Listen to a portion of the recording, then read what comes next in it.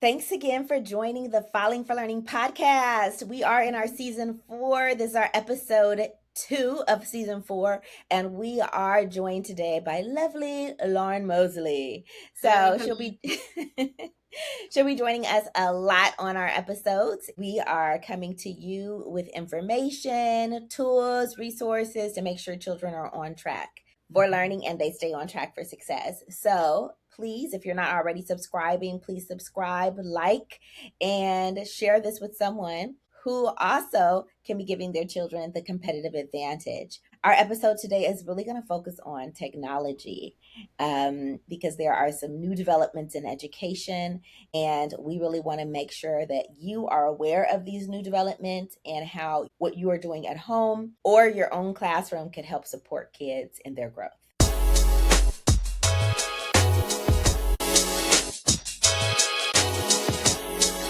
Hi, thank you so much for joining the Falling for Learning podcast. I am T.D.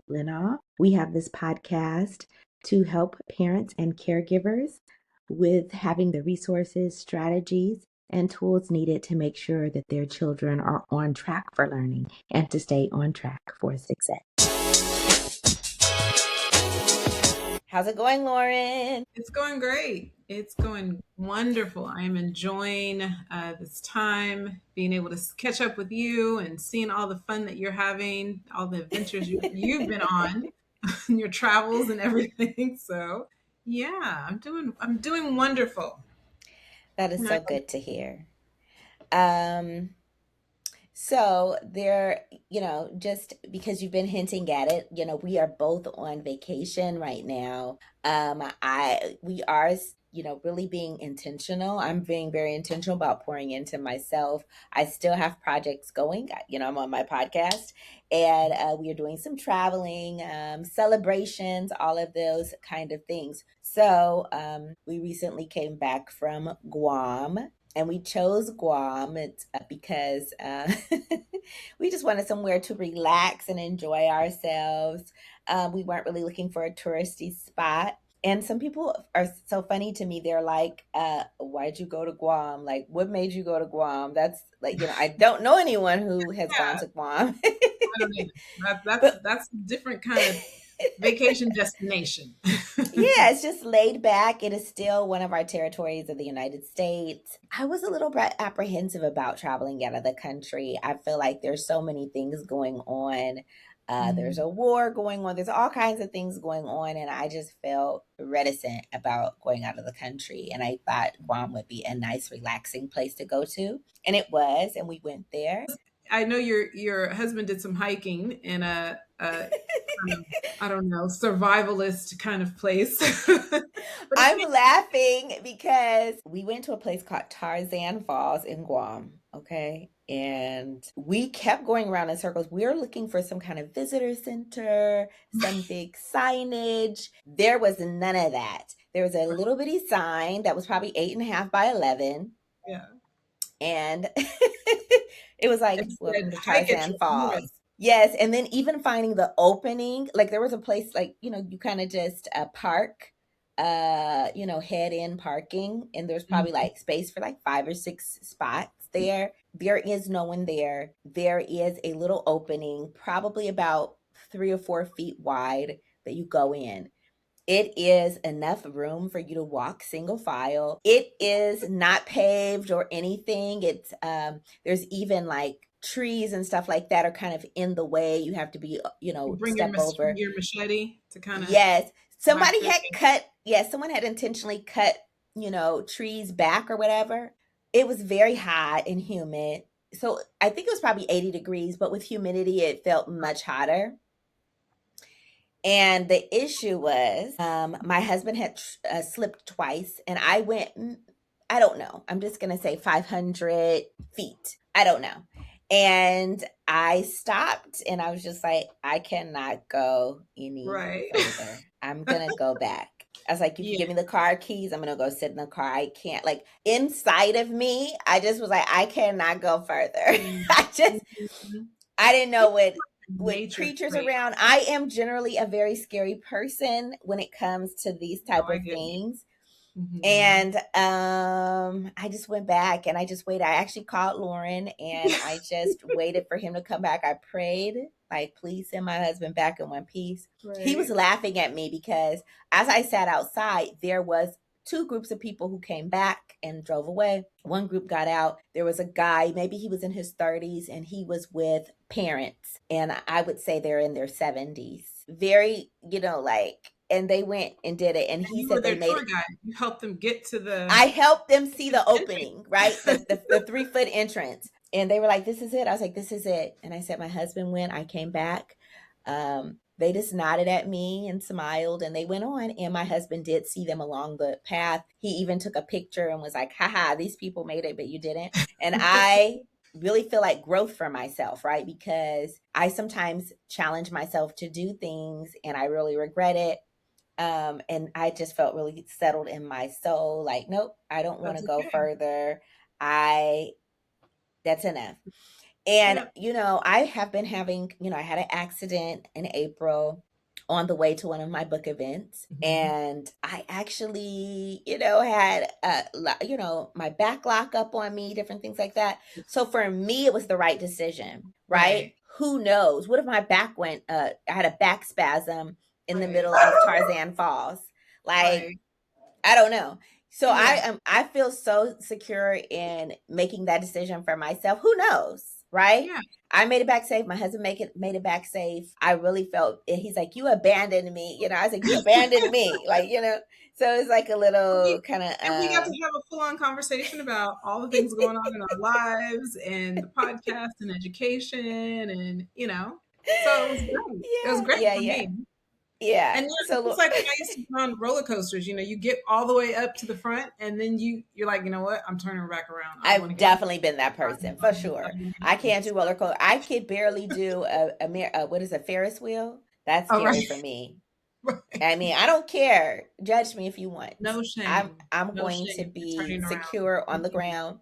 There you Lauren, go. what's been going on with you? What have you been doing with your vacation? Well, I had a friend from LA come in town. He wanted to come to Texas for vacation. I do not know why, because it is very hot here. It's not so much the heat as it is the humidity, but Okay. he was interested in all of the FIFA soccer tournament things going on. So Yes, we yes, yes, went yes, out yes. to Fan Fest and had a great time watching all the different. I mean, I thought it was just a place where you just watch the game, but Okay. no, they had places where kids could actually play soccer. They had NASA had a couple exhibits that were out there. They had some indoor cooling places where you could just relax and get drinks and ice cream. It was just a full on festival all around soccer. And I'm not a big soccer player or a big soccer fan for that matter, but how Houston has embraced this FIFA is just pretty cool. Like just the whole city has just rallied behind this festival, and I'm glad I went. I would not have gone had my friend not been here from out of town and wanted to go, but I'm glad I went. It was worth it. Nice. Nice. I might be a new soccer fan now. Hmm. Yeah, USA lost the match that we actually watched. We did not win, All but it, right. it was just great to be able to cheer for the USA, and we celebrated the fourth as well with him, and just did it Texas style, and he really enjoyed it. So it's been That's a so good summer. good. That's great.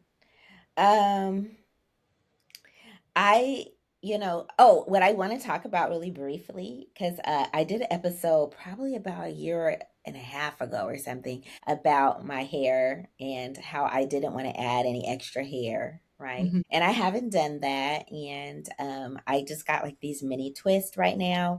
Oh, I agree. And I have kept them in for several weeks. They're a little fuzzier than I usually allow them to. I'll usually like retwist. And it's growing very nicely. I got a trim and everything like that. Mhm. My daughter did my mini twist. She never does natural. Well, she rarely does natural hair, but I kind of like push her to do it, and she really did a good job Mhm. on it.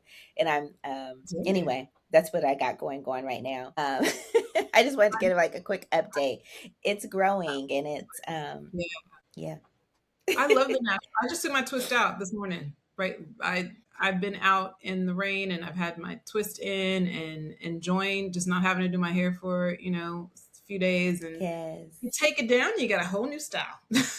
Yes, basking in the beauty of natural hair, right? Not adding anything, just enjoying our natural hair. And, Mhm. it is a practice in self-love and self-care and all the things that we're talking about. We also could think about our kids, right? Letting our kids know that our hair is beautiful the way it is, helping them to learn how to take care of it, knowing Mhm. that it's a journey, right? It takes some time, takes some effort, but it doesn't have to be hard. It doesn't have to be stressful. Right. But also really just speaking beauty into yourself. Yeah. Into your children about their hair. There's so many negative messages out there embedded in the media, things that we say. I've heard Black Right. people say about their own hair. Like, just be cognizant of that. That really, that internalized racism, that's like a form, that's one of our forms of internalized racism that a lot of people are still not ready to talk about and take on. But it's so real, and it's something that we really need to unlearn Yeah. and really pour, love and life into our children. Yeah. Yeah. Um, so I do want to kind of shift now to talk about some things that are happening. One of just like a tragic event is like Nolan Wells, his family.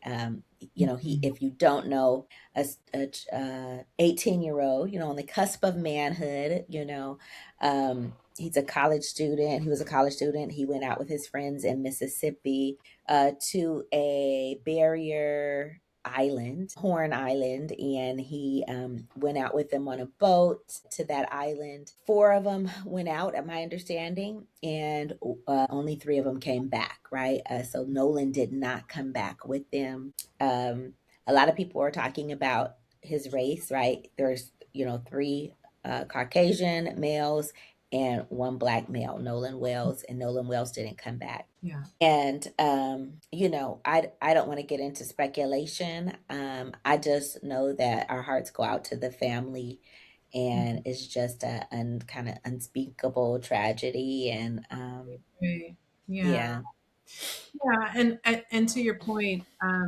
we have such a history of young Black people going missing and yeah, not enough being done to find out what happened and yes, what were the circumstances around their deaths, and we have lots of missing children of all races, but there's something very unique about our community, in that many times we have lots of ways that authorities could have the investigation go in order to find out some answers. yes, It seems that certain stones are not turned, yeah, and that's a historical fact. it That's just is. that we have receipts that this is something that happens very often in our community. So it does, kind of make your hair stand up a little bit, like, oh no, what could have happened? And I hope this family gets the answers, and we can, as a community, kind of wrap ourselves around our children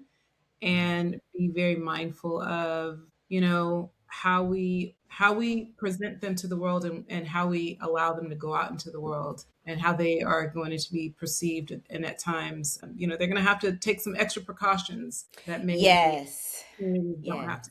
And, So I'm going back to myself when I was saying I didn't want to go further in Tarzan Falls. Like, mhm, a lot of things that, we know is that animals, they listen to their instincts. yeah. They'll start making noises, they'll start yelling, they'll, or, barking, and we're like, what's going on? Because they stay attuned. But Mhm, we socialize ourselves a lot of times out of our instincts, right? yeah. Little things like even making a kid hug adults, right? Like, if they don't feel Mhm, comfortable, and I always tell my family members, my little niece or nephew doesn't want to hug me. I'm like, that's okay. right. Naturally, they'll learn to trust me or whatever. But it's okay if when they first meet me, they don't want to hug me. I'm like, get over here and hug me. You better hug me. Like, they need to learn to trust themselves, right? Because we all have these little messages in ourselves like, oh, maybe I shouldn't Mhm, turn this way. Oh, I don't know if I should. And, of course, it doesn't keep you out of every situation. Certain things are going to happen, right? But I just wonder, right? I just yeah. wonder if he listened to all of his messages that were in his instincts, and I don't know, right? I know that, again, one one report is that he did have a black best friend that could have went on the boat with them, but they said it was not enough room on the boat for his black friend, his best friend, to go, and he didn't Mm. go. And would that have made the difference? We don't know. We can't woulda, shoulda, could. Like we're not sure. But Right. maybe there was a little instinct there, like maybe I should get off and just hang out with my friend. I don't know. Maybe it was, maybe it wasn't. I Mhm. don't know. But we need to make sure that we honor our internal voices and Right. do not, dismiss kids' instincts Right. as they're growing up, because when they get into certain situations, they can navigate away from danger if they are tuned to Yes. what those messages are, right? Right. I Right. don't feel this is right. I'm not sure. And then they just say, I'm going to do something else. Right. Yep. Um, Despite people like, why don't you do this? You should do this. Go ahead and Mhm. hug. Go ahead, and you're Yeah. inside. No, I don't. I don't want to. I don't feel Yeah. safe. Yeah. And just moving on. Mhm. That's gonna be something that's gonna really help a child, right? Right. Exactly. Exactly. So love to that family and prayers for them, and let's just hope that they can have some good legal representation on their side, and really get to the bottom of what happened. I think closure Yeah, is good for them, because just not knowing is just heartbreaking. right. The Rewrite Method and the Rewrite Method Workbook are your go-to resource for helping kids to learn to fall in love with writing. It has the tips, tools, resources, strategies, and skill building activities to help kids fall out of writing hate and into loving to write. Get your book set today.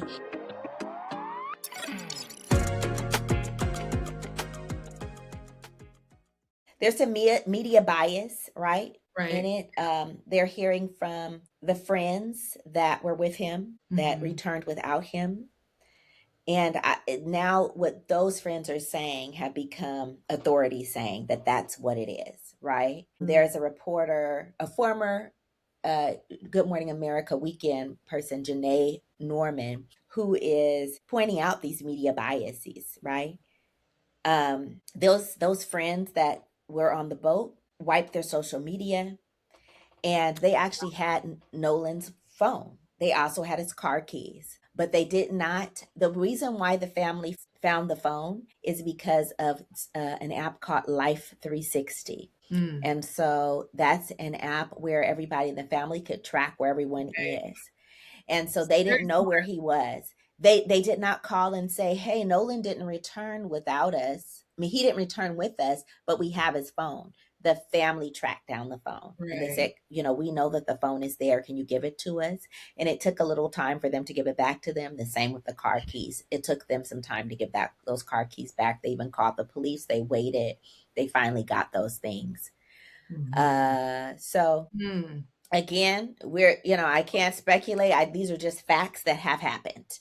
Right. And we're going to be talking more about technology, but Life 360, I mean, that was something Yeah. that really was able to move some information forward, because they didn't know where the phone was and no one was volunteering that they had the phones either, Right. So right? that just shows you that their parents had the sense enough to say, "Hey, we want to make sure we always know where our son is." So this kid is loved and cherished, and taken care of, and Yeah. yeah.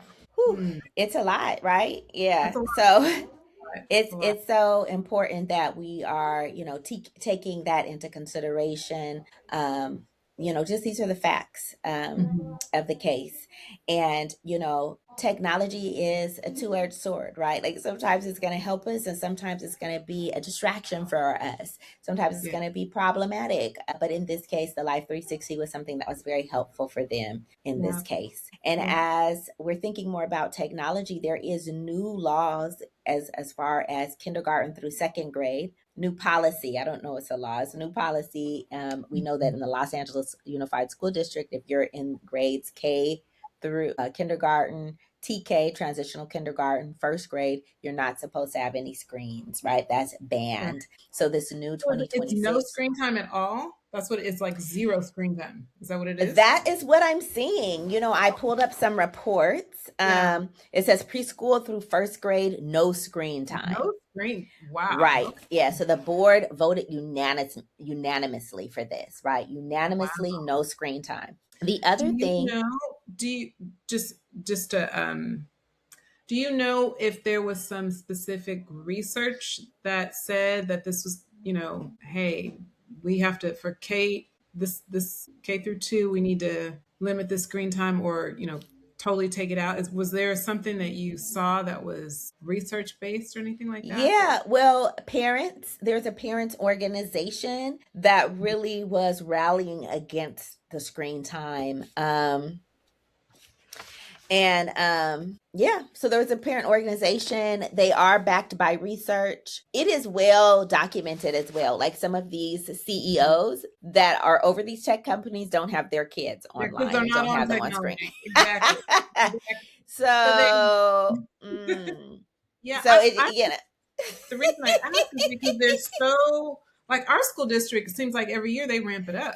They just ramp it up. We have 3 different apps that the students are mandated to finish, 20 minutes a day. That's an hour worth of screen woo, time. a And lot of that's, time. yeah.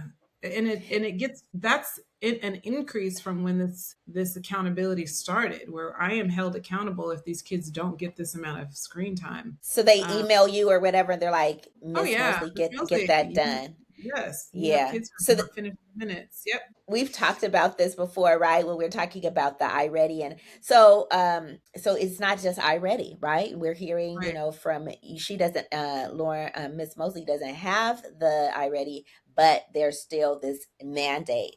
Right. So there is a group called the Distraction Free Schools Policy Project. So the Hmm. Distraction Free Schools Policy Project really has been pushing for there not to be screen time or at least limits on it, right? Yeah. So there is a lot of research, and we've talked about this. I've talked about this before on the podcast, as far as it really disrupting kids' development, their ability to concentrate. There is Hmm. research about it Right. limiting their development in that area.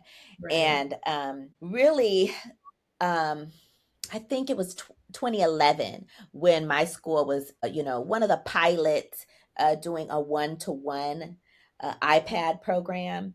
Hmm. And we didn't have a lot of like research about it, right? A lot of stuff, we have to be careful because America, we know, is just fueled by capitalism, right? Right. It's fueled by capitalism. So a lot of times, people come in with these investments. They'll start by giving you Mhm. free things, and then, it becomes a paid thing, then it becomes something you're relying on. So it's like Right. it's really important to think about it.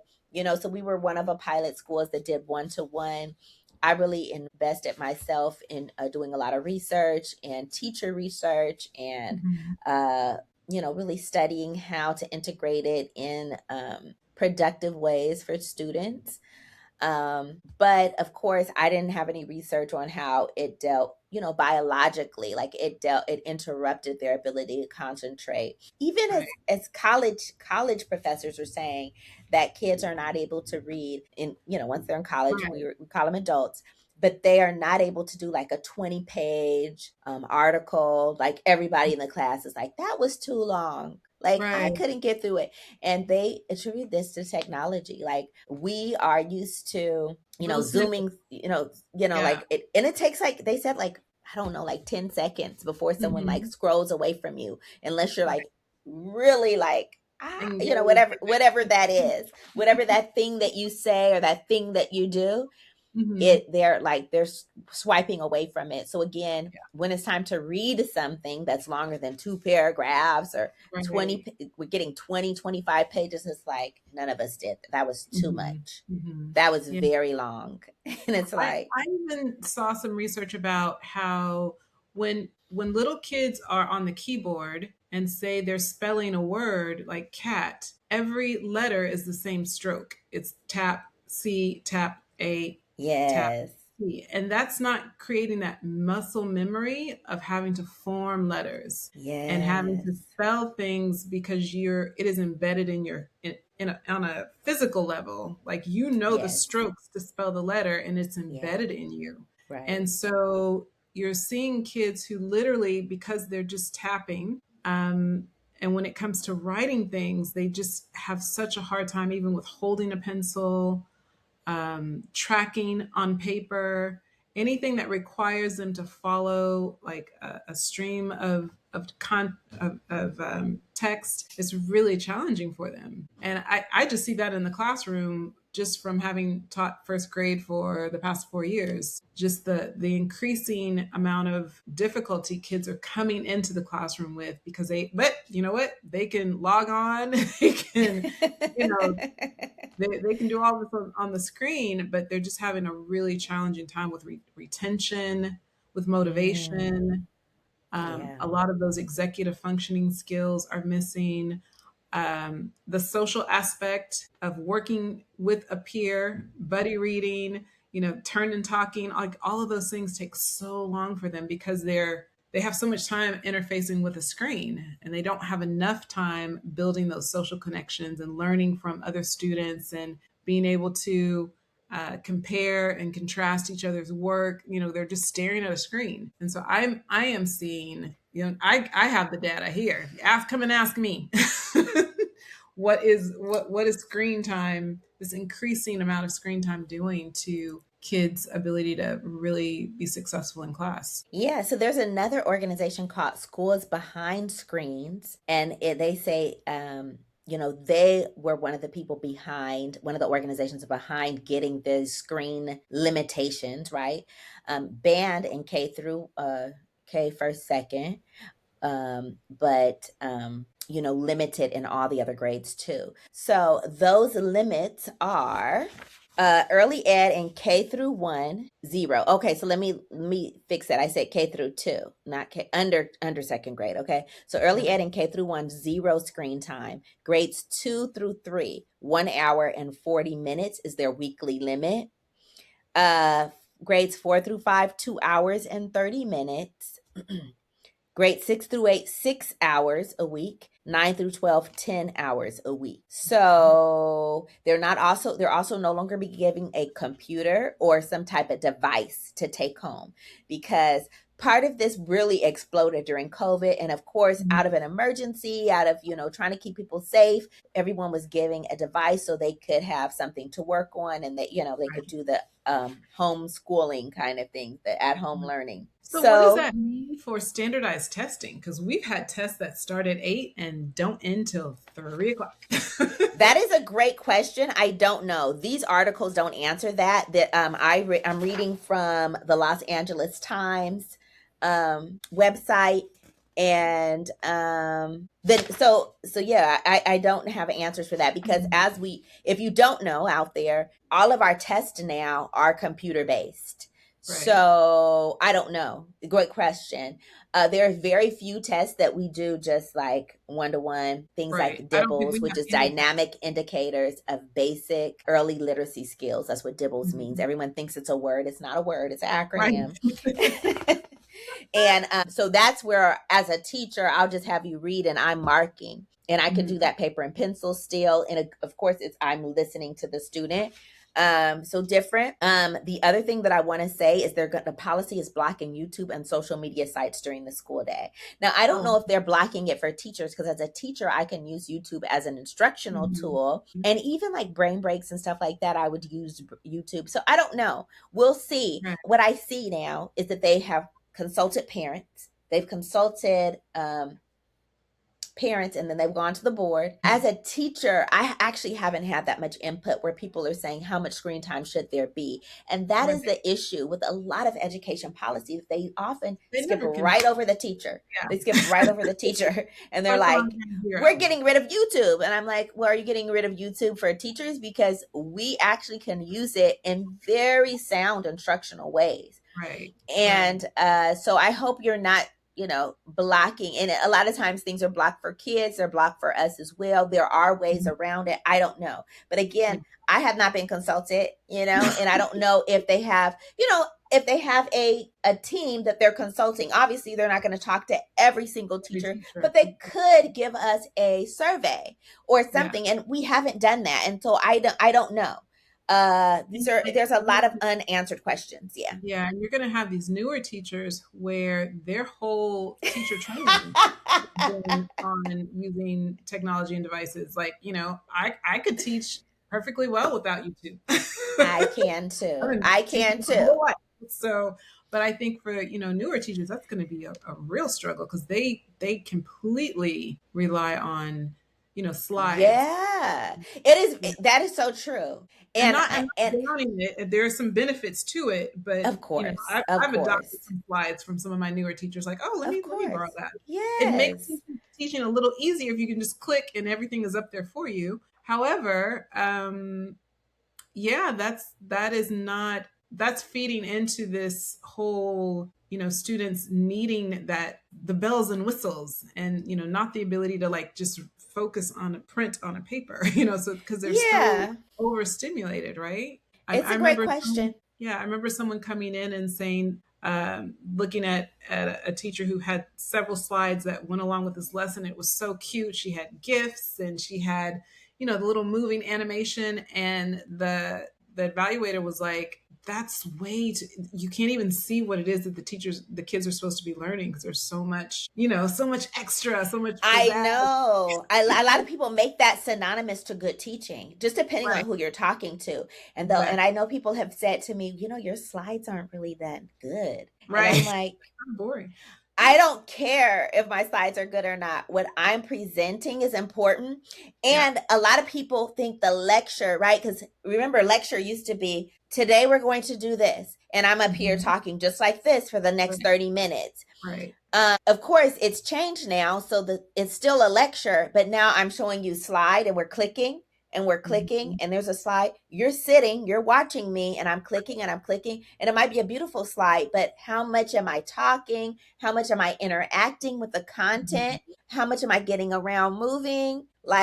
And some people, right, they're like, oh, that's such a beautiful slide. What a great teacher. They don't necessarily go together, but they think it does. Some people do. Like, oh, the great teachers have the great slides. Like, not necessarily. This slide is here. And I was taught slides are going to give you some information. I might give you a graphic. I'll give you a couple of bullet points, but I'm going to do the talking and we're going to interact. We're going to do this. It's not the slides, not the lead of the show. So I may not spend a lot of time on a slide because it's not that important, but people add a lot of importance to it and then are forgetting, what are the students doing? Oh, they're watching, they're sitting, they're taking notes on this. My kids are eating things off the carpet, chewing on their tags. Right, like, but I spent hours on this beautiful slide, and of course with AI now, you don't even have to do that, right? I clicked, I made a couple of clicks, I wrote in a little quick couple of bullet points, and AI has created this beautiful slide deck. And again, what are students doing? Like, that's a really important part of a lesson. What are kids doing? What are teachers doing? Right? It can't just be about what I am up showing you and pointing to for you. And a lot of that's been lost. Is the one who's learning the most. Isn't that what they say? Right? Exactly. Right. That's why it's like, now we're getting up. Now we're moving around. Now we're talking to your partner. We're moving these sentences around. Yes. We are, we're going to find this around the room. Can you find the letter J? Can you find, so then it's like, I'm interacting, I'm thinking. And of course, maybe my teacher's not talking that much because I'm doing some things. Right. I'm interacting with that letter J. I am writing that letter J. I am whatever it is. Yeah. So a lot of things are lost. We're going to see, I'm going to be talking about on the podcast. We're going to be going into like, what that looks like in the classroom with those limits now. And it really should be a balance. We're not saying there should be no technology, but we're not saying it should be all technology. And when these mandates come, and the mandates are really coming from the publishers of these computer-based games, computer-based curriculum and test, this coming from them. because they're Mhm. telling you if your students, Miss Mosley, are on this app for 30 minutes a day, they are going to increase.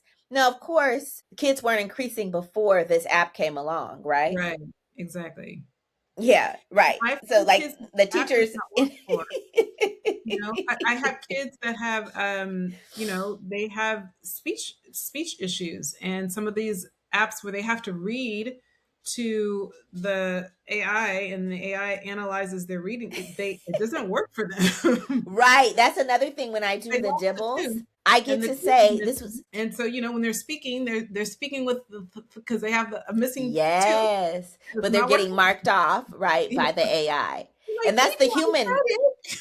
that's the human touch, right? As a teacher, when I hear my students with dibbles, I know that is their accent. That Yeah. is the way they're pronouncing this, but they do know it. I know the difference, right?